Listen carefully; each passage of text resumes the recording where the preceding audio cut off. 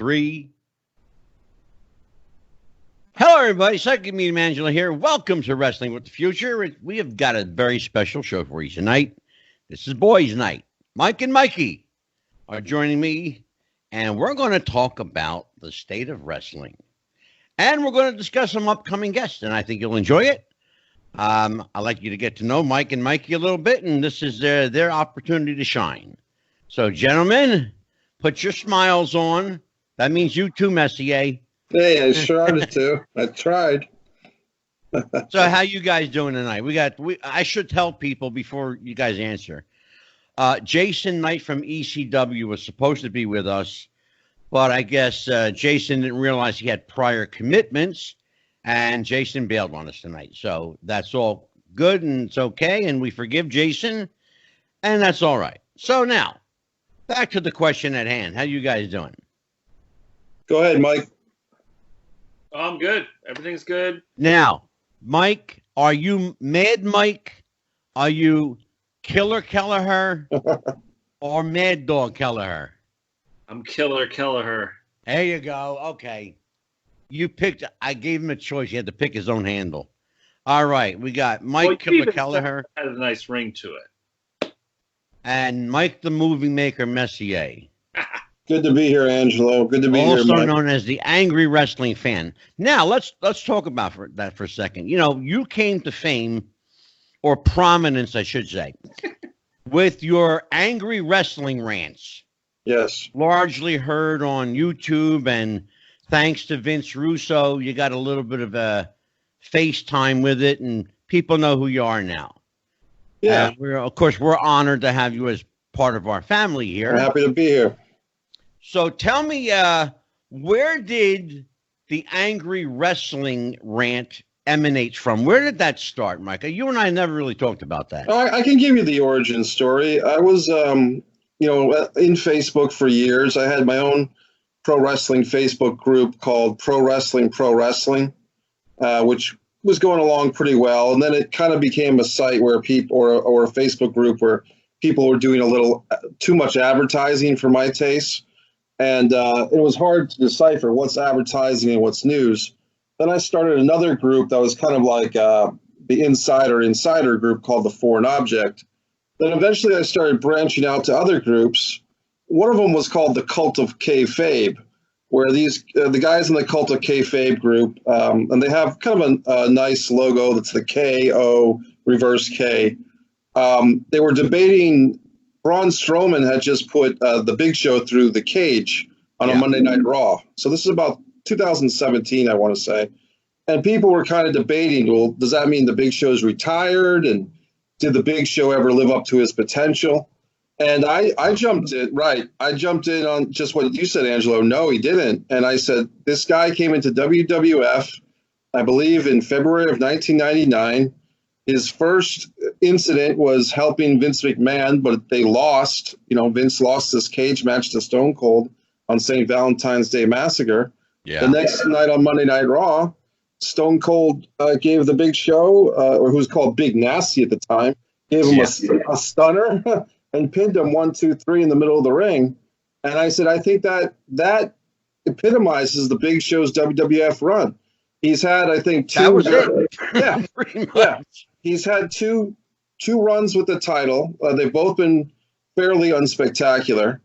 And every time they need a guy to get thrown around by somebody else who's big, Brock Lesnar, Drew McIntyre, Braun Strowman, he's the sacrificial lamb. But my point, I just felt that I felt so enraged, Angelo, about the Big Show that I felt like, hey, I was late to the game with smartphones, and I was just learning that the smartphone had the capability to take video, and I could upload that to YouTube. So instead of just responding in a comment, I cut a video for the guys in Cult of Kayfabe, and then I put it on the thread. And a bunch of them watched it, and none of them really liked it. And then the next thing you know, I was doing another video defending the first video. And then I kind of said, I kind of enjoy this. Like, I kind of like ranting about wrestling in front of the camera. And I was doing. Let's be honest too, Mike. You're a bit of a ham. Well, thank you. I appreciate that. And eggs. And I got to the point where I was doing so many of these wrestling rants And the thing that was really the trigger finger of taking it to the next level was the Saudi Arabian shows, the WWE Saudi Arabian shows. Yeah. And the initial controversy was was how come they're succumbing to these Shari laws about no women on the shows, no Sami Zayn because of where he was born. Yeah. Aleister Black wasn't welcome because of his female goddess tattoo. I took a lot of issue with all that stuff. Sure. And just as an interesting coincidence, I happened to be on Twitter one night, and Vince Russo, his brand group had like an open call night, and it just said something like, dial this number if you want to hear the show or be a part of the show. And I just thought I was going to be asking him a question. I didn't realize that I'd be part of the podcast team for the night because Vito LaGrassa took the night off, was in the middle of something, and so Vince needed a co-host. So I think it was me, Bin Hameen, Cole Sharf, and a couple other guys. Sure. And that's when the promo of me, going off about the WWE's doing Saudi Arabian business, that's what kind of took it to the next level. And here I am with you, and it's been a fun ride. Yeah. Terrific. Well, we're honored and happy to have you here. Good to be Mike here, buddy. Kelleher, Killer Kelleher. How do you come to the world of wrestling? Who brought you into this crazy mix? Probably Jeff the Ref. Jeff and I we grew up together, and he and I used to watch wrestling and recreate matches and interview each other, and those are probably my earliest memories of wrestling. And now, before the Ref introduced, did you have any interest in wrestling before that, or did you know that even this world even existed? Barely. This was like probably like 84, 85, something like that. Mm-hmm. So like Hulkamania was definitely running wild. Macho Man, all the big WWF stars were just hot. Now you had to be a kid in 84, 85. Well, you're maybe like 8, 9 years old, 10 maybe? 7, 8. 7. Yeah. Oh, you were really like a little kid. Yeah, me and Jeff played soccer together. And so... Brother, you're making me feel really damn old right now, okay? Well, I mean, you are, so... Jeez. Go fuck yourself. That's stiff. For as much guff as I take from you, Angelo, I think that's just fair to give you a little back. But that's where my wrestling story began, was with Jeff the Ref. No kidding. Now, you watch the product now because being a part of this team, you have to kind of like to keep up with things. Well, I've been watching wrestling. I should tell people that you are the host of the Refs Roundtable. So, and you and I both know what that is. But if people are just watching this for the first time, and we have, new listeners and viewers every week, thankfully. So tell them what the Refs Roundtable is.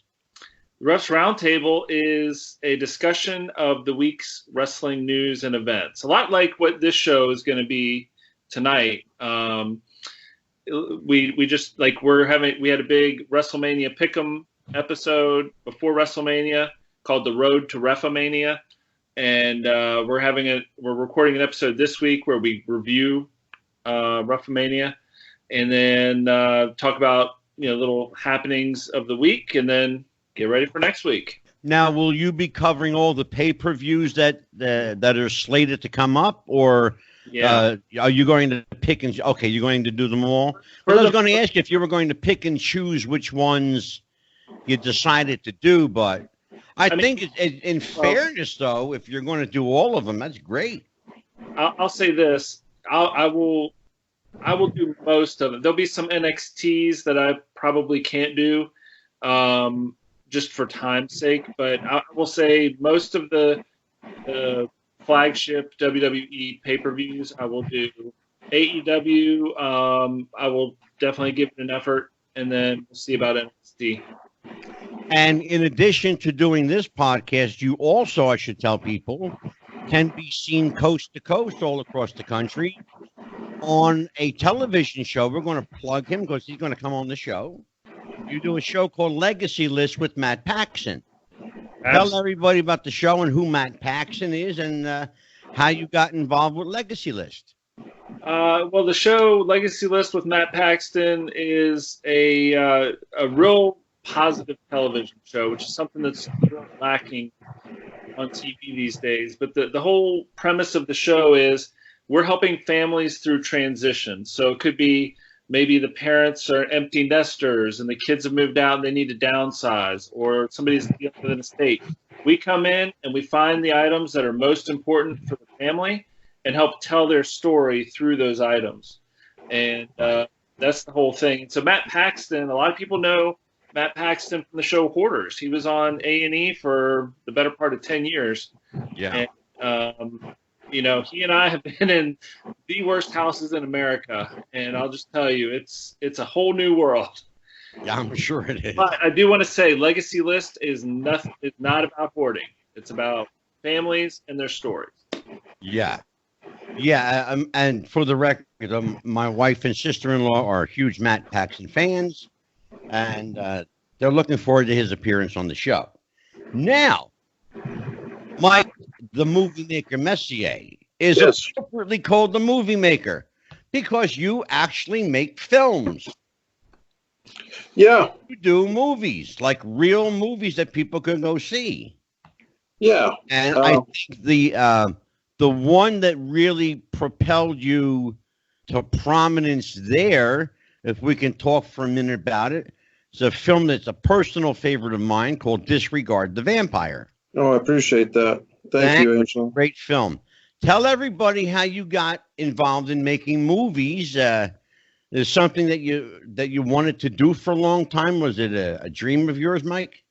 Hey, that's a great question. And, it goes back to high school. I went to a high school. I wasn't a great student, but I happened to have a semester in my senior year of high school where there was a class called TV production that was being offered as an elective. And I signed on for it, and we did a little bit of everything. We had this instructor named Mr. Harvey, who liked to give everybody a hard time. He was a fun guy, but he liked to joke around.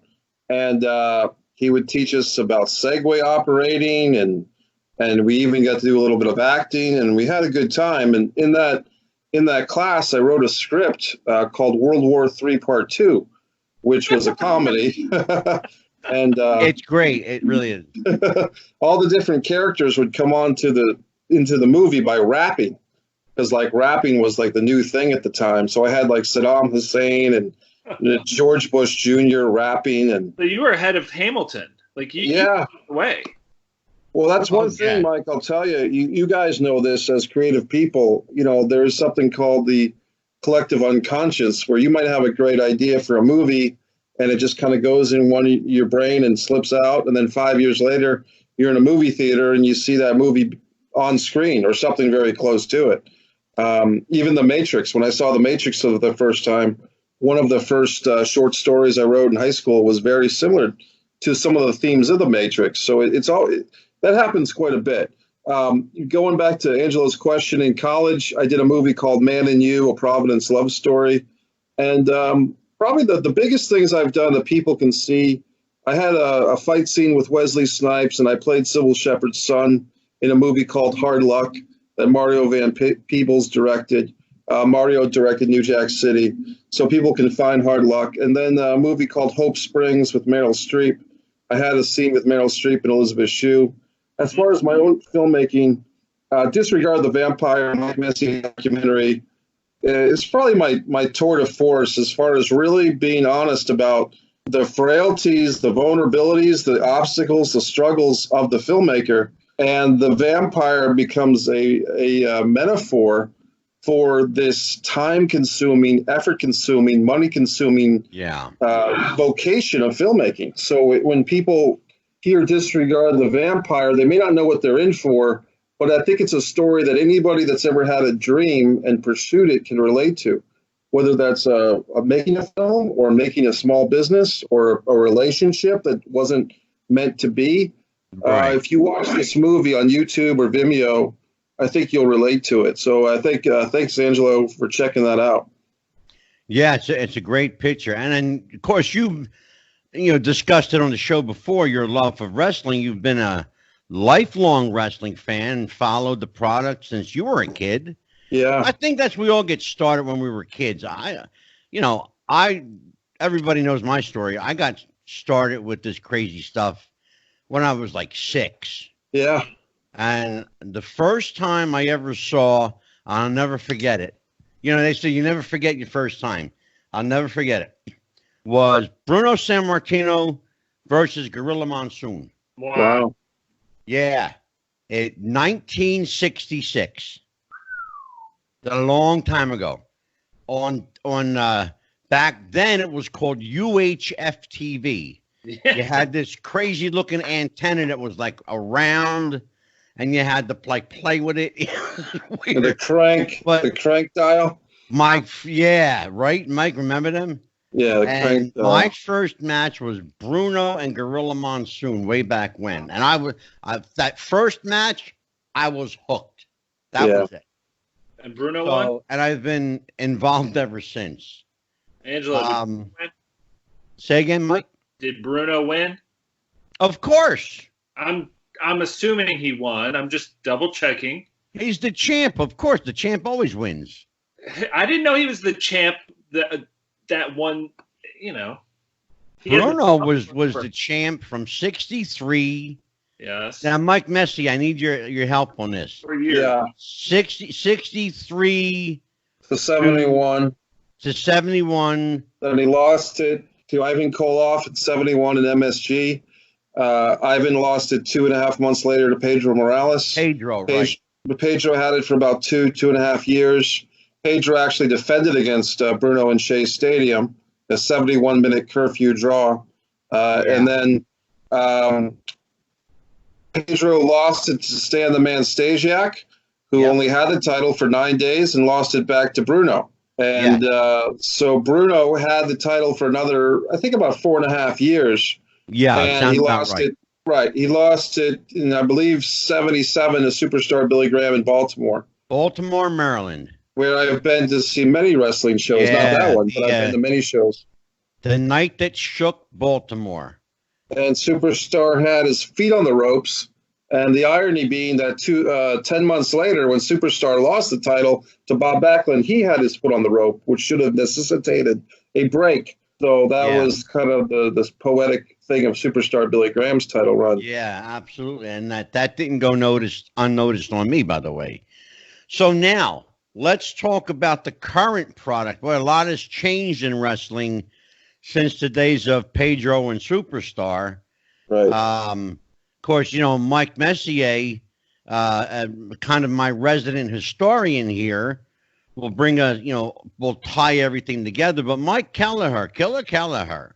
Now, you started in the 80s with Hulkamania. Oh, yeah. When you were a fan, being indoctrinated by Jeff the Ref, and let's be honest about it, if you were around Jeff the Ref for 5 minutes, you became a wrestling fan. You just couldn't help it. Yeah. And so he would say, I'll tell you what, he would say, hey, let's go outside and play soccer. Come over and we'll go play soccer, or we'll go do this. But whatever we had planned to do instantly changed when I got there to, hey, let's watch wrestling. Wrestling, exactly. Exactly. That's exactly where I was going with it.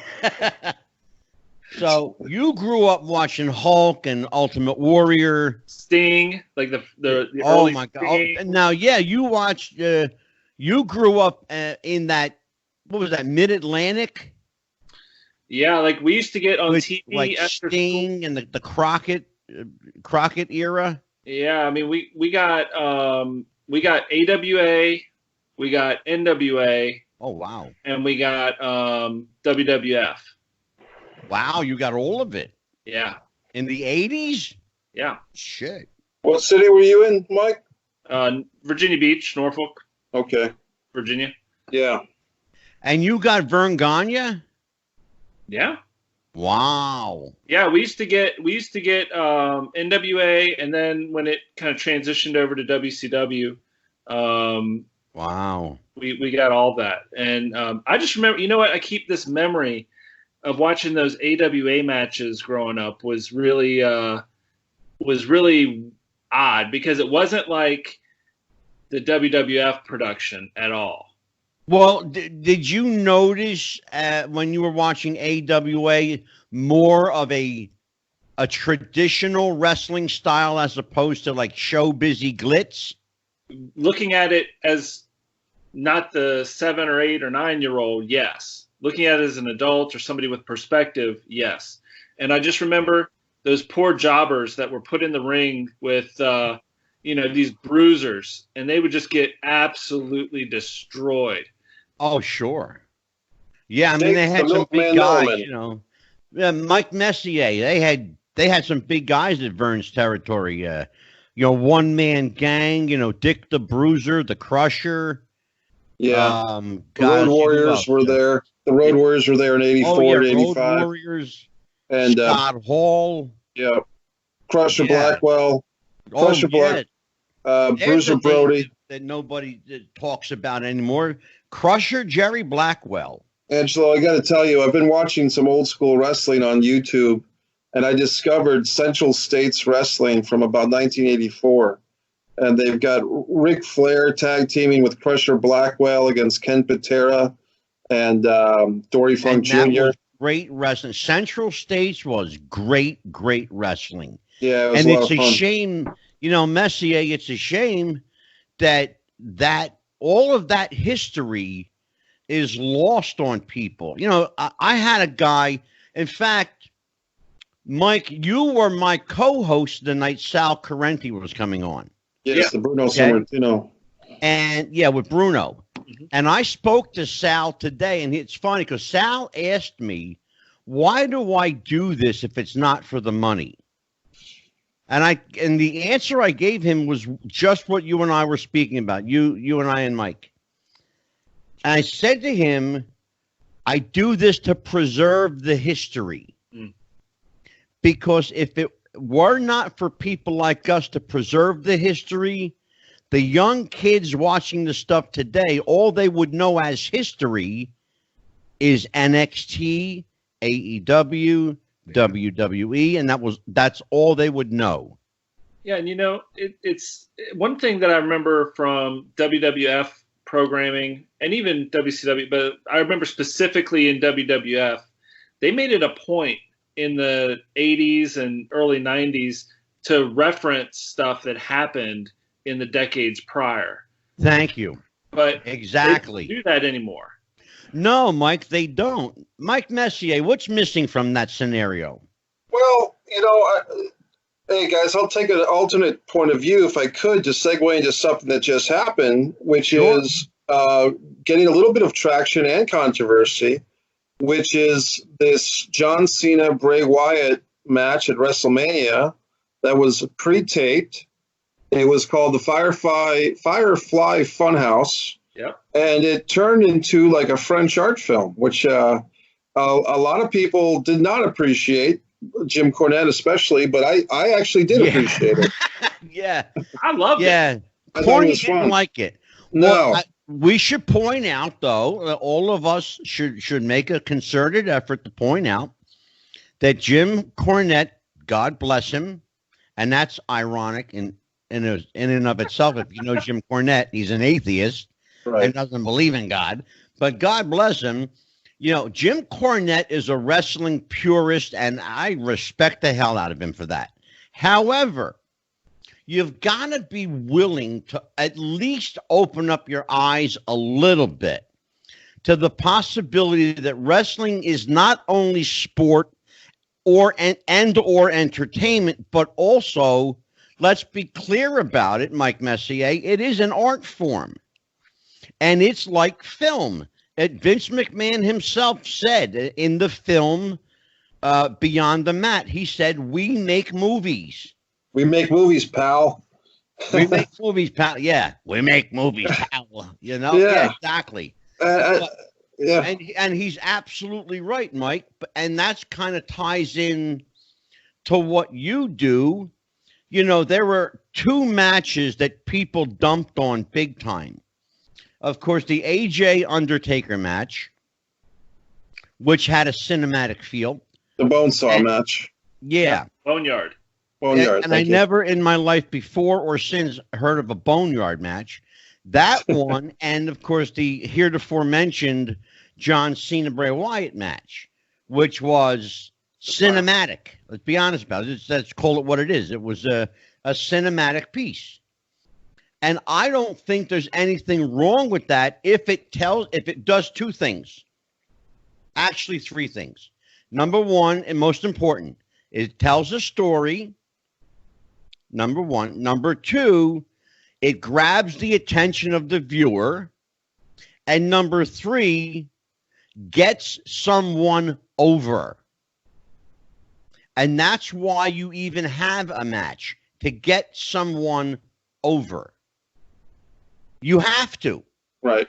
That's it. Somebody has to win. Somebody has to lose. Somebody's got to go over. Somebody has to go under. So if it's not to get someone over, Mike Messier, why even have it? Well, that's a good point, and I agree with you, Angelo. And I think it was Raven that used to say in ECW, Paul Heyman's style of booking was one guy goes over, one guy gets over. Gets over. Thank you. Right. And he was referring to himself in Tommy Dreamer's feud, that Raven would typically go over and win the match, but Tommy Dreamer was getting more and more fans because people respected and he got over. Right. Go ahead, Kelleher. Well, I have a little thought about this that, maybe adds something to the conversation. Sure. You have to take into account what point these guys are in their careers too. Like that's a very valid point. Absolutely. You couldn't do those matches with young guys who are fresh on the scene. These are people like I've said before. There's generations that have not known a WrestleMania without the Undertaker in it. Exactly. So to have a match with Taker, it's something that people expect, right, wrong, or indifferent. And then the Cena, you talk about the Firefly Funhouse match. The thing I really loved about that is they told a whole story in one match, which was absolutely exactly amazing. Right. And that's why I say, and I'll reiterate what I said, the three things you've got to do if you're going to do that kind of match. Number one, tell a story. Number two, hook people, get them involved. And number three, get somebody over. But does Taker beating AJ Styles help either of them? I mean, I don't know. And then no, but what it did was it established AJ as a credible person, a credible wrestler. B, it forteed his style that not only can he wrestle, he can roughhouse, he can break the rules, he can play by the rules, he can do all these different things because he's that adaptable. If you can hang with the Undertaker for 8 or 10 minutes, you're doing something pretty good. Yeah. Go ahead, Mike. Mike, go ahead. I saw it as AJ was really stepping into the Shawn Michaels spot from 10 or 12 years ago when they had those back-to-back WrestleMania matches, I think at 25 and 26. Undertaker works best with a guy that can fly for him, a guy that can sell for him. Undertaker's matches with Kane and Stone Cold Steve Austin and The Big Show were never as good as his matches with AJ Styles or Shawn Michaels. You know what? I agree with you. Mike Kelleher. Sure. Do you think, or let me ask you this. In your opinion, can an AJ Styles foray into that Shawn Michaels category? Can he? Are you shaking your head? No. Yeah, I don't. What is it? You tell me from your perspective, why can't AJ slide into Shawn's spot? He can make his own spot, but he'll never be Shawn Michaels. I'll just say that. I think that if you're talking about the role that Shawn Michaels played to a degree, yeah, but he won't do it as well as Shawn Michaels did it. And he, I think he's done his stock some disservice with his story arc or his character progression over the past year or two. Mm-hmm. The whole Anderson and Gallows thing. Has that played out its course already, Mike? No, it's still going. They were in the match. They were in the Boneyard match. Yeah, but my point is, at this point, is it really necessary to even involve them? Oh, I see. I thought you meant, okay. Should it be over? Yes. Are they going to keep it going? Yes. But and that bothers me. it bothers me too. Like, I don't look at AJ Styles as a legit threat when he has to have two thugs with him. Well, that's my point. Yeah. You absolutely made my point. Messier, what do you think about that?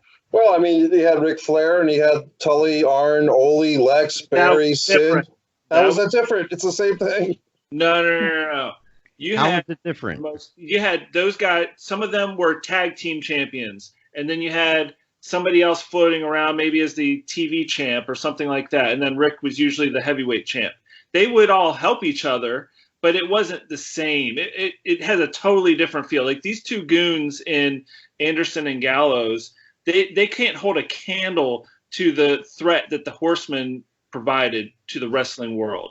And it's just comical watching these three guys, AJ, Anderson, and Gallows, do their thing. Well, now you mentioned a word there that Mike Messier has real strong feelings about. Uh-oh. The word comical. Mike Messier, comedy in wrestling. Why is it a bad thing? It can be a bad thing when you've got Joey Ryan, when you've got Colt Cabana on his hands and knees on New Year's Eve kissing the outside of Joey Ryan's trunks on his crotch. That's no good for wrestling. Now, is that comedy or is that just vulgar? That was Colt Cabana making a statement that he didn't think people should be homophobic because of Lars Sullivan's tweets and stuff coming back to haunt him, and Lars Sullivan's gay porn past coming back to haunt him. Yeah, so, and I get that, and I understand it. I really do. Honestly, I do. But we're talking about comedy, and to me, that's not funny. Right. Well, that's what I'm saying. Joey Ryan fancies himself.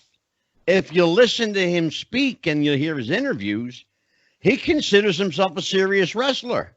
Well, I don't. So there goes the whole comedy argument. I guess when I'm talking about comedy, I'm talking about, like, I'll give you a point of reference. Okay, something Messier will certainly understand. The days of the midget wrestler. Sure. Novelty match. They were absolutely comedy spots, and they were put there for a reason. They were to bring the audience to a lighter moment usually after A, a tag team championship match, or B, after the heavyweight championship. Well, our esteemed guest who was on the Wrestling with the Future podcast earlier this week, James J. Dillon, had quite a comedy spot when he was in women's underwear and garters in a match. I think it was Steamboat, Manny Fernandez, and Dusty. Hilarious. Yeah, they pulled his pants down with Black Bart and Ron Bass. Was that it? Yeah, something like that. Yeah. And that was a comedy spot. That was funny. Comedy spot. Well, he was also a manager. Joey Ryan doing dick flips is not a comedy spot. I'm sorry. Here's the thing, guys. Jim Cornette has often crucified a lot of these things, these supposed comedy spots, and people will take issue with Cornette and say, "Hey, didn't you wrestle a Ninja Turtle somewhere in Smoky Mountain?" And he did. God, right? He wrestled a guy in a Ninja Turtle outfit. But what Cornette will defend himself, he'll say that he was the manager. He was the goof. And Jayjay Dillon being stripped and exposing a woman's garter on his legs, that's because he's the manager. He's the frat, the guy taking the fall. The pratfall, yes, exactly. I found there to be comedy in the John Cena Bray Wyatt match. I find that, Mikey, I find that interesting that you bring that up, because Cornette, who continuously, and now and probably always will, dump on comedy spots was responsible for some of the funniest moments in wrestling. And that's the ironic part, that he himself is really funny. Well, he would get his head thrown into a cake and all types of stuff. And I think that's, to me, that's hilarious stuff. I popped huge when I saw that. Right. And I think what the situation is that watching Jim Cornette take a table bump is hilarious. Right. Everybody's got a different definition of comedy. So for someone who thinks that Joey Ryan and his Dickplex or people wrestling invisible wrestlers, there are people that find that to be the funniest thing in the world. I particularly don't. But I'm with you. I right. don't. But I'll admit to this real quick.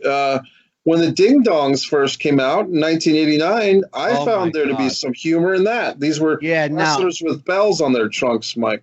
Killer Kelleher is looking at you like, what the hell are the Ding Dongs? I want you to back the story up. I didn't know if it was a Hostess-sponsored wrestling promotion. The Ding Dongs No, listen to this.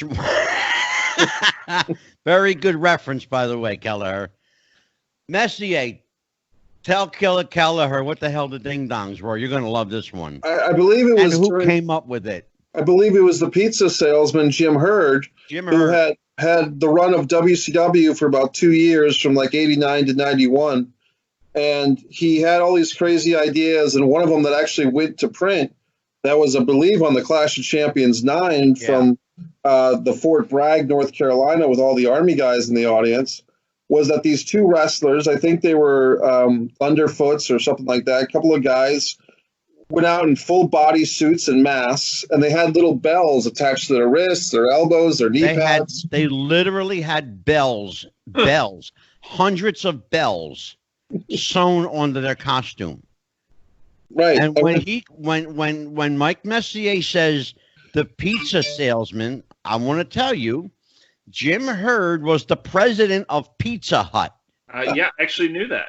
Who was offered the opportunity. He should have said no, but he said yes because the money was too good. And he took over WCW. Knows nothing about wrestling. He went for the paycheck. They paid him millions of you hear what I'm saying? Millions of dollars. Millions and millions of dollars, yes. To do what, I don't know. The Ding Dongs. Come up with an idea like the Ding Dongs. You know, here's the one that comes to my mind as far as comedy is concerned. Bobby the Brain Heenan. Oh my God. He was my favorite. God bless him. Him and Gorilla Monsoon. The best. Back and forth.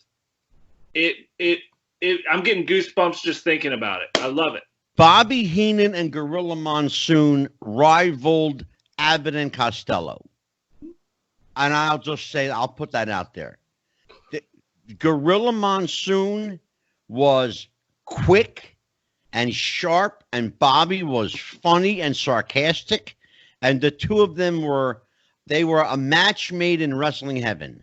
They were the best. I guess I got to ask a question for both of you guys is, you know, something like, I call it a Cena apocalypse Cena, or It's a Wonderful Cena, or a Christmas Cena, this mini film that just happened at WrestleMania. But if you compare that to some of the stuff from 1985 on Primetime Wrestling, Fuji Vice, you know, guys, Mean Gene Okerlund and Hulk Hogan making a protein shake in the kitchen on Primetime Wrestling, Nikolai Volkov singing the Russian national anthem, and Uncle Elmer's wedding. I mean, this is all WWF stuff. At the time, I was more into the NWA because you had, you know, Ric Flair versus Mike Rotundo, or you had Brad Armstrong versus Jimmy Garvin, or Tully Blanchard versus Magnum Ta.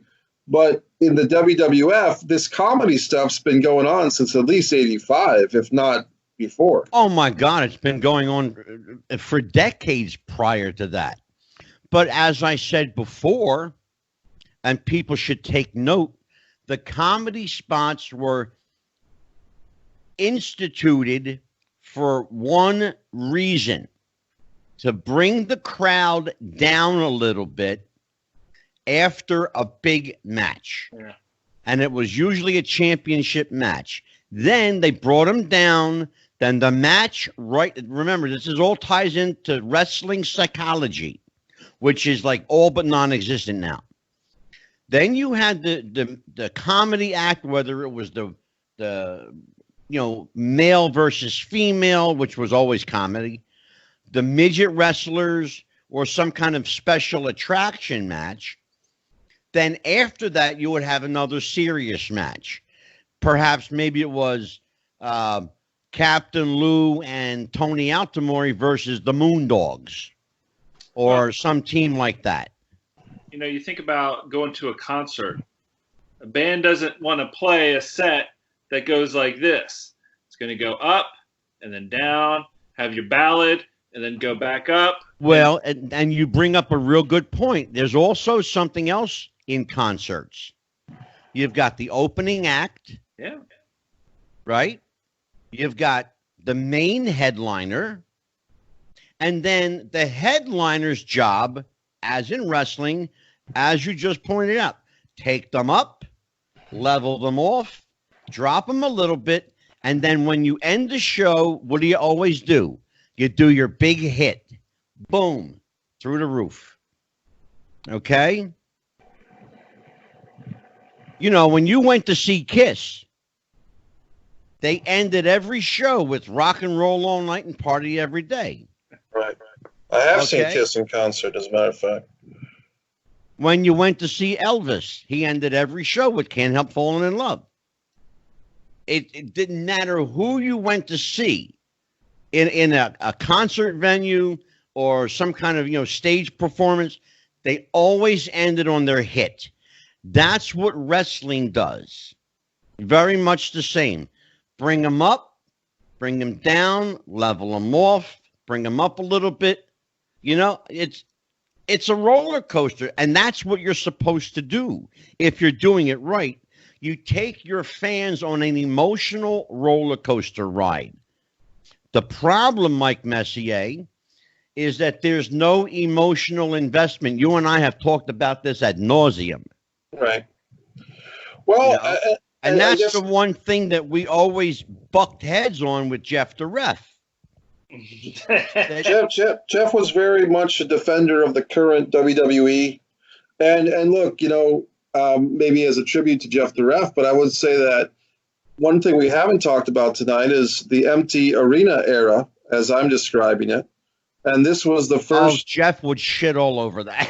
well, but here's the thing, guys. I mean, I think for me, it's like this. Would we rather just be watching old matches? I mean, what if AEW, SmackDown, and Raw and WrestleMania, if we had nothing to watch, we wouldn't have anything to talk about. They could play, in theory, rerun matches. They could show us Royal Rumbles from 10 years ago. And, hey, guys, here was SummerSlam from 2006.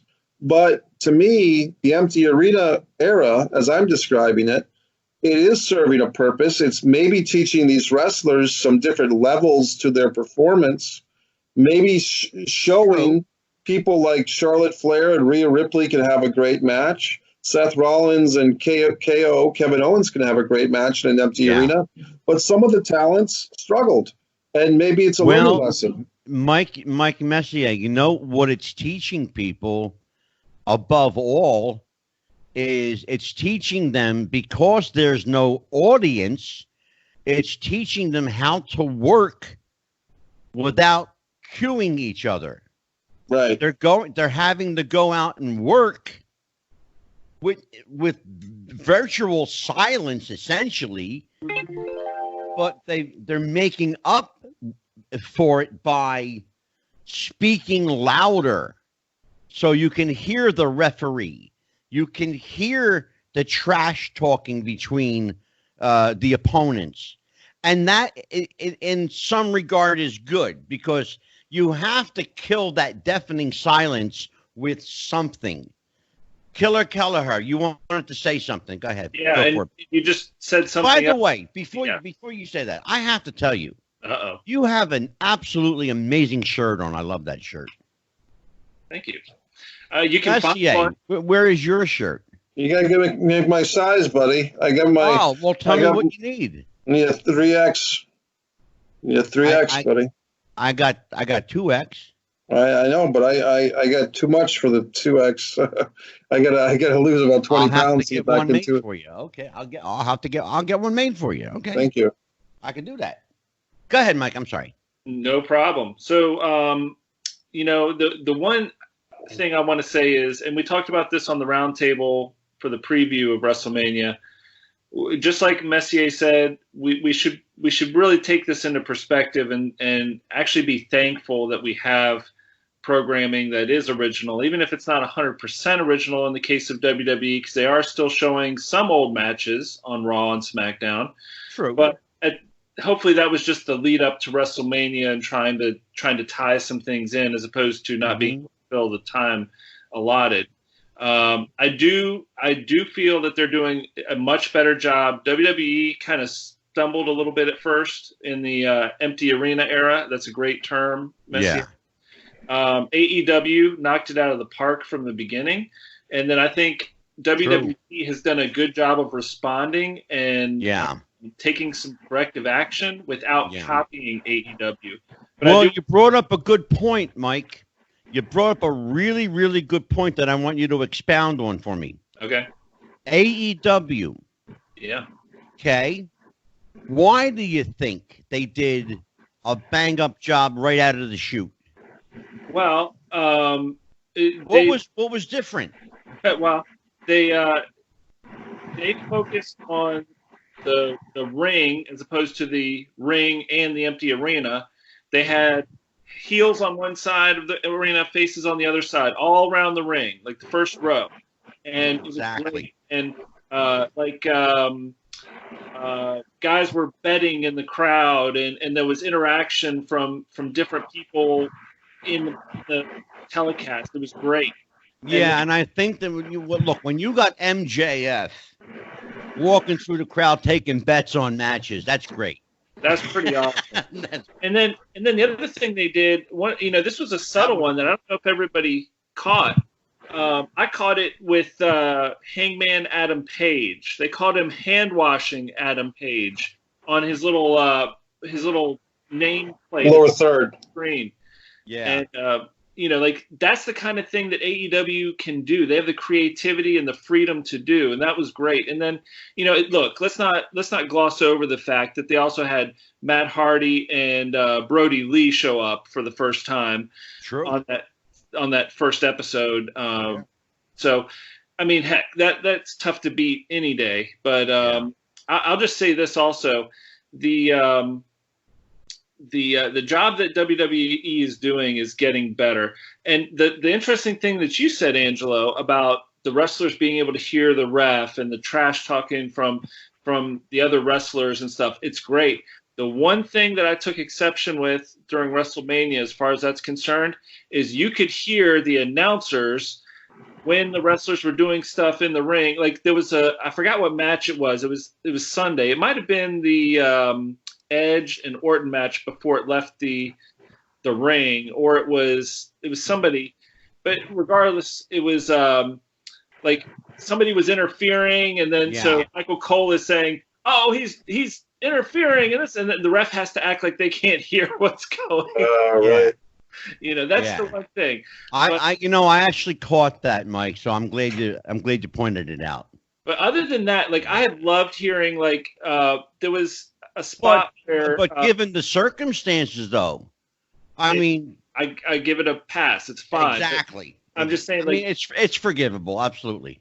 There was another spot where I think Kevin Owens was in the ring, maybe with the Street Profits or somebody, and I think it was Seth and maybe I don't know, whoever. I don't remember who it was, but somebody said, "Can we say something?" And then whoever was in the ring said, "No." And you would never hear that normally, but it's beautiful to hear this great trash talking and banter back and forth. I love it. Yeah. Messier. I've enjoyed the empty arena era more than the previous era of the last 2 years, to be honest with you. Well, and I think one of the reasons I agree with that, and it may surprise you that I actually don't mind the empty arena matches. They're kind of growing on me, to be perfectly honest. I think one of the reasons they're growing on me is that, to your point, Mike, and to your point, Mike Messier. Could you please call me Killer? Okay. Thank you. To your point, Kelleher. I got to get used to that, Kelleher. You look like a puppy dog. Let's be honest. But the point I'm trying to make is it's forcing them, the WWE, on all levels to be more creative. Right. To find different ways to be creative. You know, you said it from the outset. AEW went right in to the ring, and they had people, babies on one side, heels on the other. They had, you know, spectator interaction, for lack of a better term. Okay? And, you know, the whole bet-taking bit, that element there, I would call that a comedy bit. And it worked, especially with MJF, because he's as funny as shit. The guy, I mean, he don't have to do anything, and you love him and you hate him all at the same time. Well, Right. Don't forget, they also had Jericho doing commentary, which you can't go wrong with. No. How do you go wrong with Chris Jericho doing anything? You know? But I think that the WWE is finding ways now to be more creative. I think they're also finding ways to be more current. The biggest, I don't want to say, I don't want to use the word drawback because it's really not a drawback, but the biggest criticism, I'll use that word. The biggest criticism for the longest time, and Mike Messier, you know it, is that the WWE was in a bubble. Right. And they couldn't get out of that bubble. They were stuck in this, for lack of a better term, what Vince Russo calls the wrestling bubble. Right. Okay. And they couldn't break that. I think the empty arena era is forcing them. It's forcing their hand. They have to break out of it. They have no audience now. Yeah. And there are people at home now watching wrestling who never watched wrestling before. Why? Because it's the only thing on. Go figure. You know, wrestling is going to save us from the coronavirus. You know? Well, look, I mean, you know, and ironically enough, in China, the same word for opportunity is the same word for crisis, isn't it? I learned that from Maggie Simpson. Yes. So, therefore, this crisis that we're all experiencing with the coronavirus gives the WWE and AEW an opportunity to, and the other wrestling groups as well, whether it's NWA, Impact, they all have this opportunity now to go into some different places. And for me, what was successful was both the Boneyard match and the Firefly Funhouse. Absolutely. I found them to both be a creative success. I found the rest of the WrestleMania to be a 7 or 8, with 10 being the highest score. I'll be nice and I'll give it an 8. But some matches worked better than others. And the matches that seemed to work were the ones like Charlotte versus Rhea, where it seemed like these two people would really fight each other if there was an audience or not. Sure. When you have other acts or other matches, like, for instance, the Street Profits or Nikki Cross, wrestlers, WWE sports entertainers that seem to be more based on the crowd reaction, then that's when they struggle. But when it's Charlotte Flair, who legitimately seemed to want this NXT women's title, and Rhea Ripley, who legitimately seemed to want to hold on or to establish herself to be able to beat Charlotte at WrestleMania, then I could get sold on it, and I did get sold on it. I'll say this, like, from my perspective, I thought night 1 of WrestleMania was subpar, including the Boneyard match. And but night 2 more than made up for it. And that seems to be the consensus of just about everybody you talk to. Well, I mean, you look at the. But not to interrupt you, Mike, but the ironic thing, it's funny how we were talking about concerts before, right? Yeah. Talking about the opening act and then the main event, right?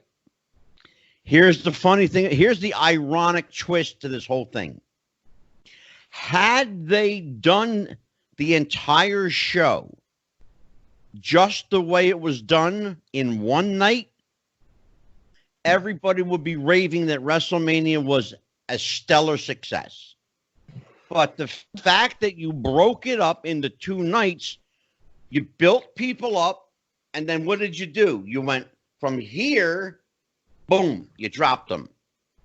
I mean, I could see that to a point. I think they definitely added more matches than you would have had in a one-night WrestleMania.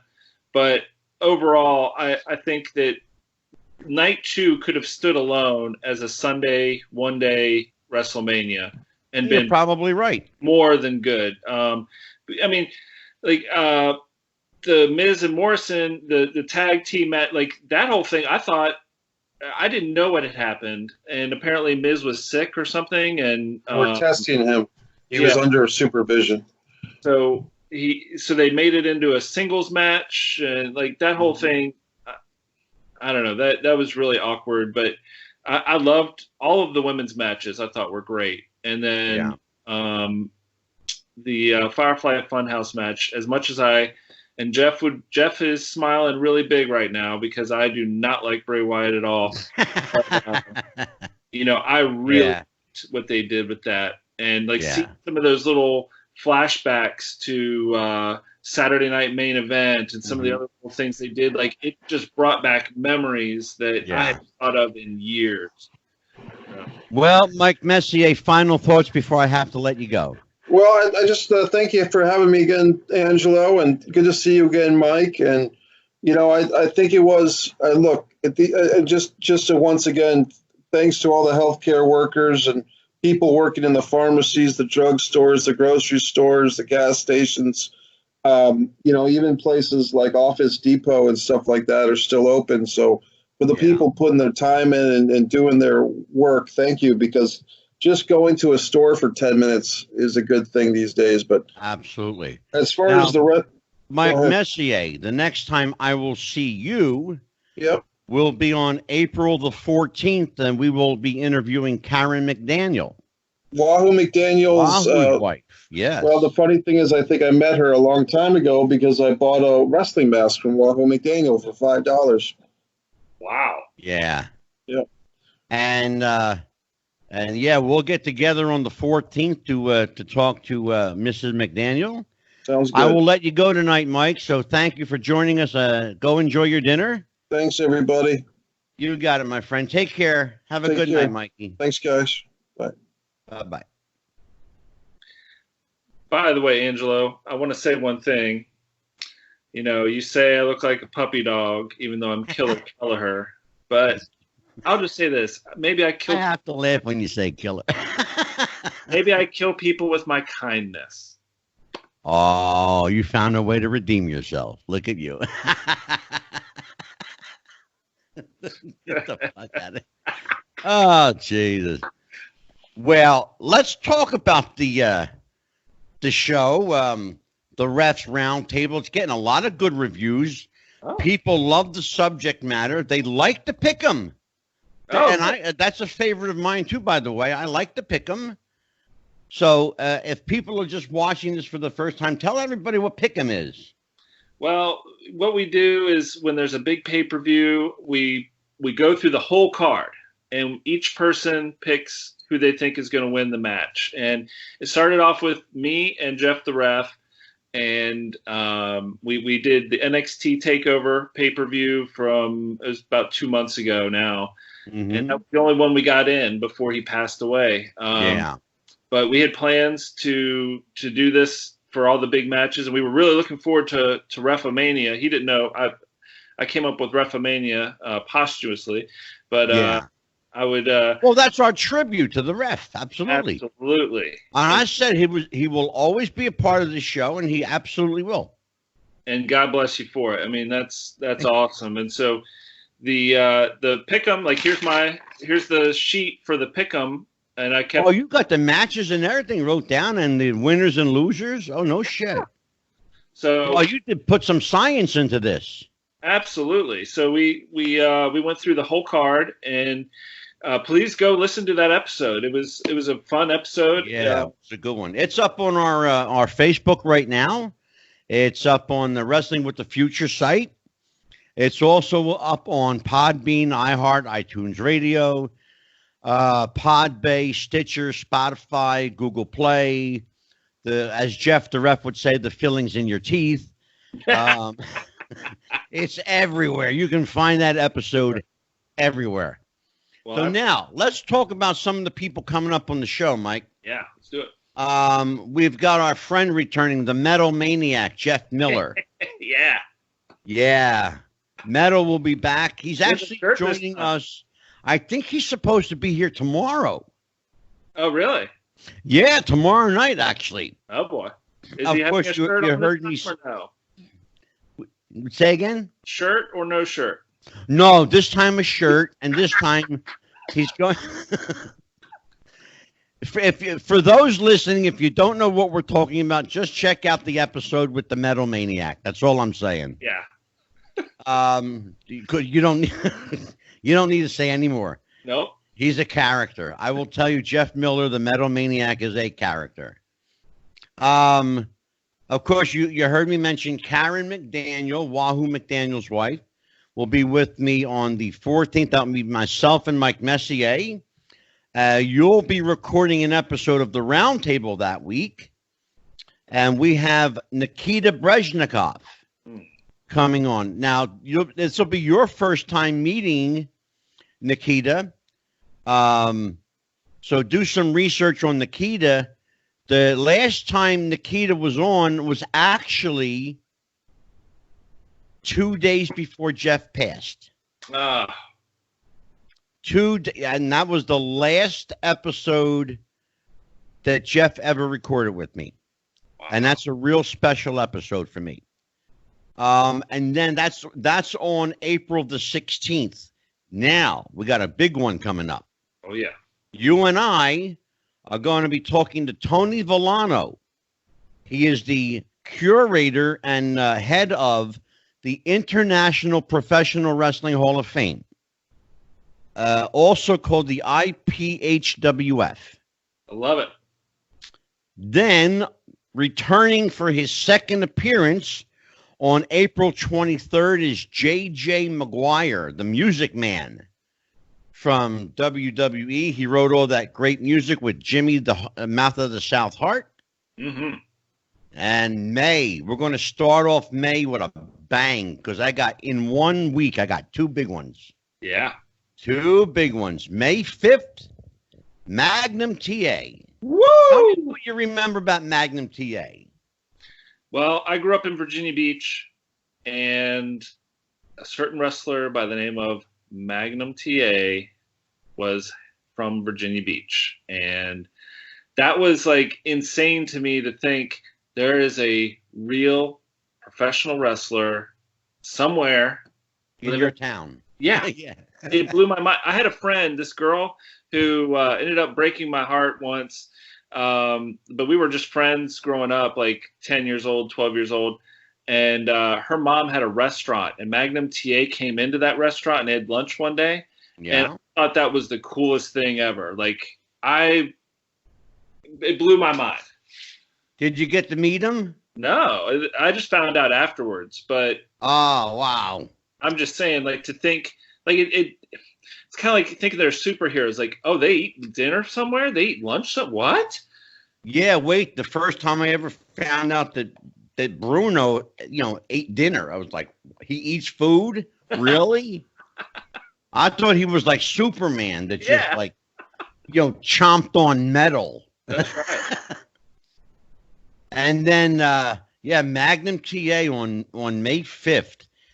So then last night, I got to tell you, I had a very interesting conversation with Lanny Poffo. Okay. Lanny Poffo will be joining us on May the 7th. Leapin' Lanny. Leapin' Lanny, the genius, the poet laureate of wrestling. Indeed. And we're going to talk to him about everything Lanny Poffo. And I am not going to talk to him. Well, here's the thing.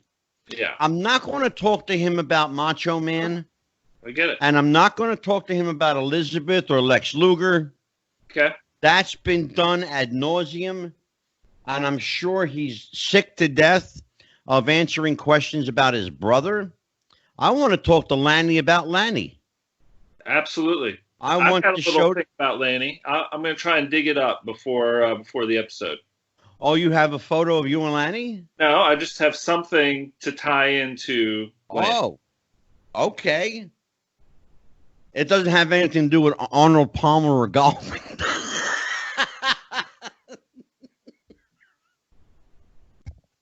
I'm sorry.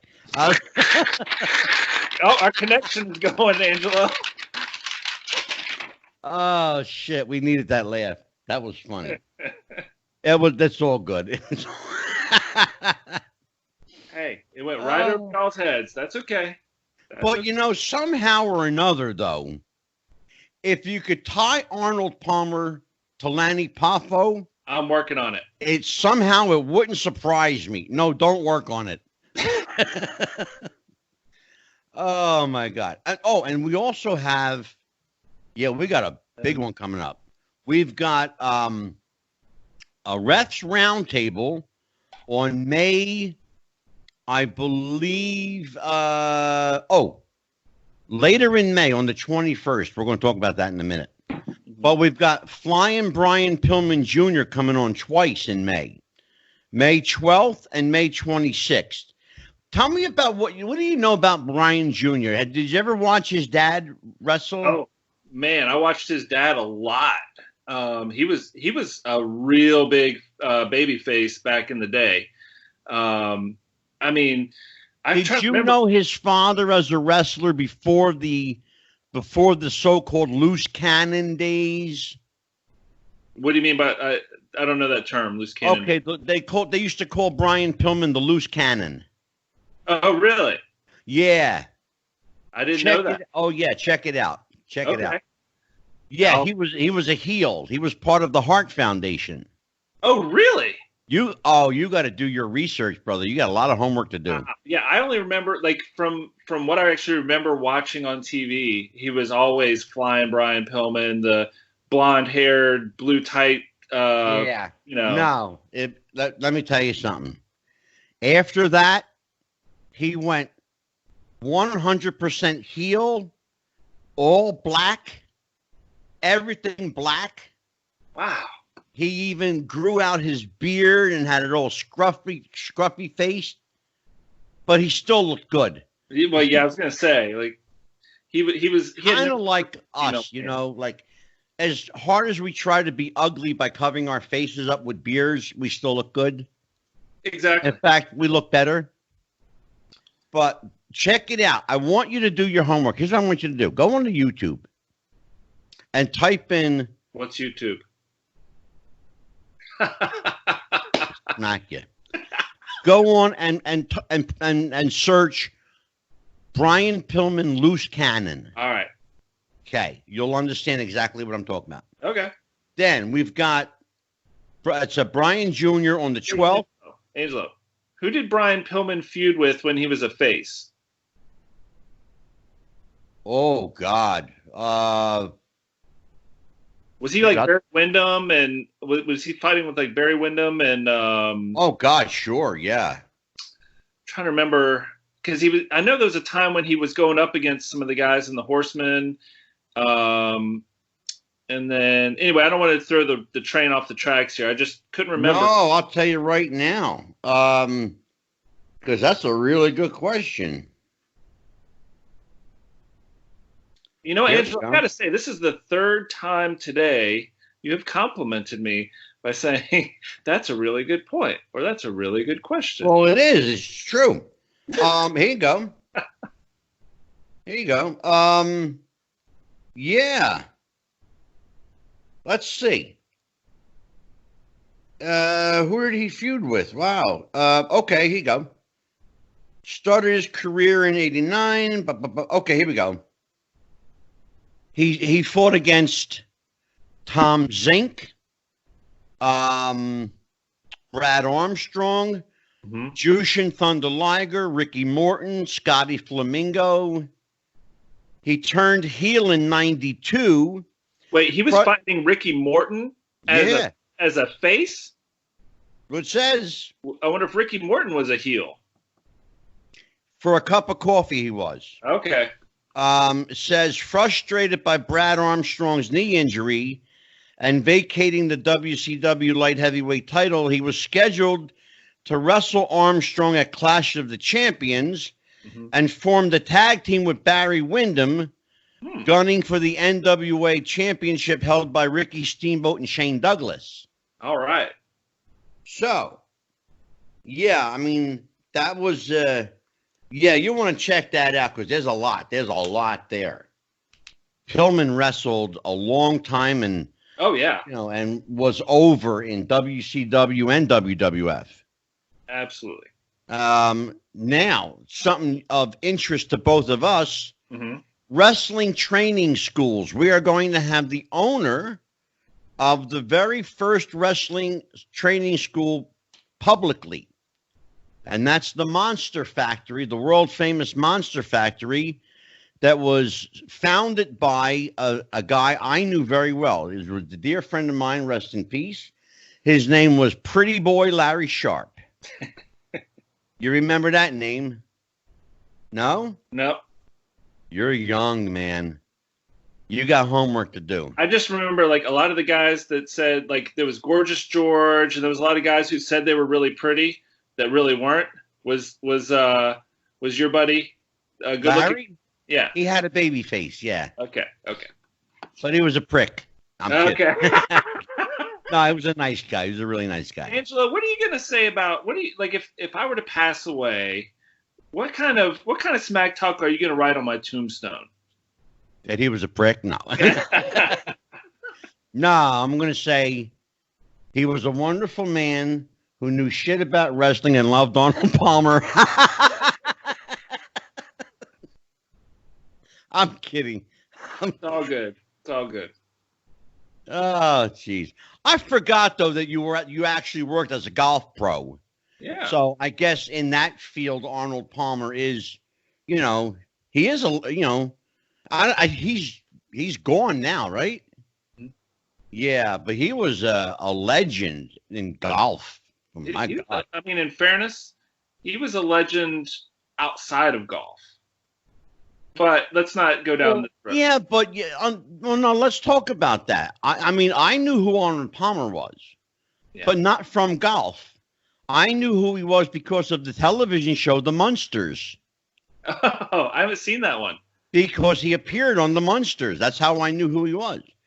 But I'll tell you who else. You're talking about golf. Another name that transcends the golf course, Lee Trevino. It's another guy. The only difference is, I think a lot of younger people don't know who Lee Trevino is, but people know Arnie and Jack Nicklaus. But Lee Trevino, amazing, one of the best of all time. Gary. Well, let's make the analogy. In the world of golf, you can say names like Arnie and Jack, and they know who you're talking about. Tiger. Just like in wrestling. You don't even have to say San Martino. You say Bruno. Yeah. You don't have to say Steamboat. You don't have to say Steamboat. You just say Ricky. And when you're talking about Flair, it's just Rick or Flair. Or Nate.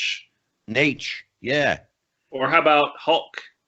Yeah, exactly.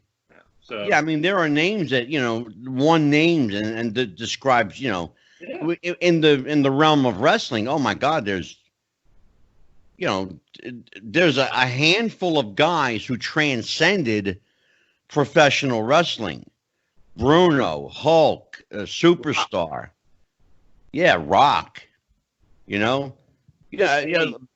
lot of people Well, probably now they know his name is Dwayne Johnson, but few people would be hard pressed to even know his name was Dwayne.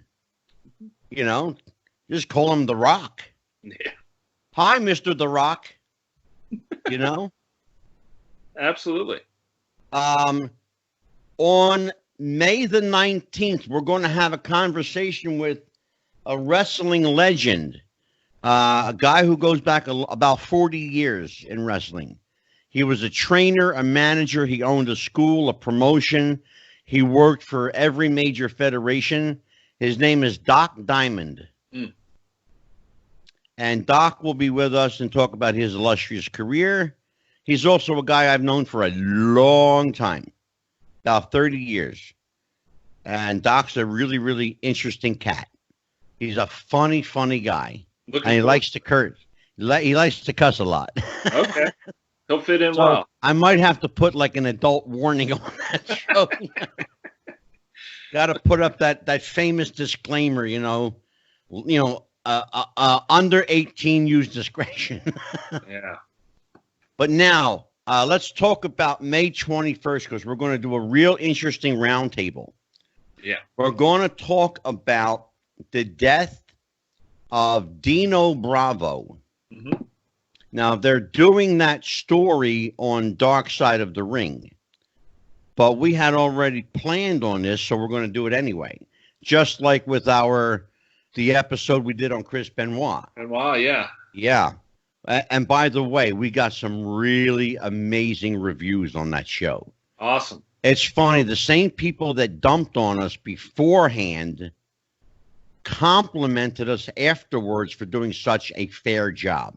So they were before the episode. They were talking smack and yeah, exactly. Okay. Like wrestling fans do. Yeah, I've heard that a time too. Yeah, but you know what happens? Because look, Mike, let's be honest. Everybody's brave behind the keyboard. Well, and let's also remember this: we were leading them down, like their minds were going down one path, and we totally switched it. Well, we swerved them. Yeah. And that's why they looked at the show, probably out of morbid curiosity, and went, hey, this is pretty good. Bruiser Brody's wife was another one. Exactly. And the thing that we did with Mrs. Goodish, or a.k.a. Mrs. Bruiser Brody, was that we never talked to Barbara once about how her husband died. She mentioned one time in the conversation, she called it the incident. Yeah, just one little. And that was and glossed right over. And I knew what she meant, and everybody else did too. You knew, of course. And of course, so Mike Messier. I got to give you a little credit there, because yes, sir. It's like it would have been easy picking, like cherry picking, to just try and talk about circumstances around Bruiser Brody's passing and all that, but to go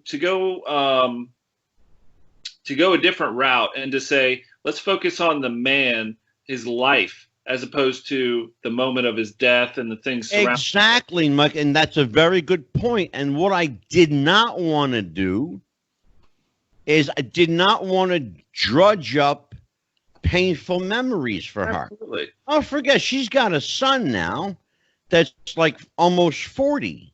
Yeah. Right? And I thought it was about 32, but apparently he's, a few years older than I thought. Because it's been, many years since Brody, 32 years since Brody passed.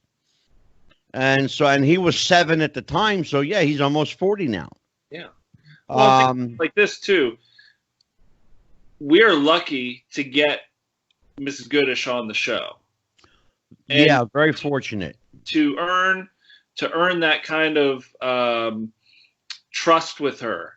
It's so important. And I just, it's one of those things. I'm so glad we didn't go the easy route and just take the same path that had been trudged before. And that's a point, Mike, that you bring up. That's a very, very important point, and thank you for bringing it up. That subject matter has been done ad nauseum. Absolutely. Talking about you know, the death of Bruiser Brody, the murder of, yes, we all know he was murdered. We all know how he died. There was a whole locker room full of wrestlers there who stood around and did nothing. We all know that she doesn't need to be reminded of that. And it's a class move. That's what it is. Yeah, and you know something else too. If anybody has a right to hate the wrestling business, she does. You know, she's got every right to like want to remove herself from the wrestling business. Yeah. But she's such a wonderful, wonderful woman, and she's a strong lady too, and a good mom. But we're going to talk about the death of Dino Bravo. Okay. That's got mafia hit written all over it. Oh. And we're going to talk about his connections to the mob, the illegal activity he was doing, why his career in the WWE was short-lived. Okay. Well, there's a lot there. Oh my God, we're going to go crazy with that one. And then, and that'll be on May 21st. And then again, returning on May 26th is Flying Brian Pillman Jr. So we're going to talk to him. And by the way, his father's birthday is May the 22nd. Mm-hmm. So he's going to be here before his dad's birthday and after his father's birthday. Yep. So, and Flying Brian Pillman Jr. is a wonderful kid. I got to meet him, spoke to him for a while when he was here in New Jersey. In fact, that's where I hooked up with Jayjay Dillon, and Jayjay was a great guy, and he remembered me promising him pizza, popcorn, and candy. And month supply, thank you. Yeah, month supply, thank you. Yes, a month's supply, by the way. And yeah, and I had every intention of doing that. And I'm going to send him a T-shirt. Are you going to deliver the pizzas personally, or what? No, fuck no. I don't know. That's a long drive. He lives in Delaware, brother. Oh, come on. It's about 30 minutes. Not too bad. Yeah. He lives in Smyrna, Delaware. But that's what we've got coming up in the month of May. Yeah. Now, I'm going to leave it at that because we got a whole nother ball game starting in June. We're going to change up some stuff. We're adding a new show. We're going to add a new show. I'm not going to tip the hat on this episode. We're going to unveil it on another episode. I'll give you a heads up privately. I'll tell you what that's all about. But we've got a lot going on. So when can people expect the next edition installment? This will be episode 8 coming up of the Refs Roundtable. So when can people expect episode 8? I'm talking to Levi and Chris, who were on the Pick'em episode, because we want to go over our picks and, obviously revisit that. So we're hoping to record it tomorrow, but either tomorrow or Saturday, we'll get it in. Okay. And then we'll get back to our regularly scheduled program of weekly news and updates. Super. Sounds like a plan to me. Yeah. Well, for Mike Kelleher, Killer Mike Kelleher. I like that. Okay. Maybe it'll grow on me. Okay. You're killing me with the killer stuff. You can find us on Spotify, Stitcher, Google Play, iHeartRadio, iTunes, Podbean, Podbay, YouTube, Twitch TV, Daily Motion, The Fillings in Your Teeth. This one's for the ref, always for the ref. For Mike Killer Kelleher, I'm Psychic Medium Angelo. Thanks for stopping by. Join us again. Happy wrestling, everybody. Bye-bye.